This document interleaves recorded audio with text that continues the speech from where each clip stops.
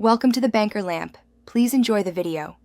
In this video, I will explain how to play Dota 2 on Steam, updated. Open Steam, search Dota 2, and install the game to your library. Then launch it and complete the initial tutorial for basics, including movement, abilities, and last hitting. Configure video and audio settings for stable frame rate and clear sound. Create or link your account, and enable optional features like replays and tutorials to speed up learning.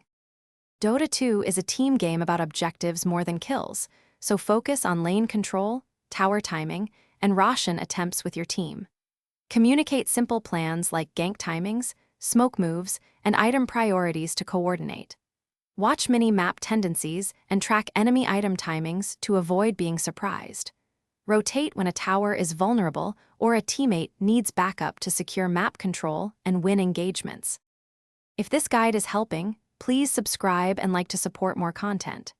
Quick recommendation: make meal prep easy with leak-proof containers that seal tightly so your fuel stays fresh through long gaming sessions and you can focus on last hits. They save cleanup time and prevent spills during intense matches, which is a small win for your setup. Check the description for the link and other deals. Now let's get back to the video.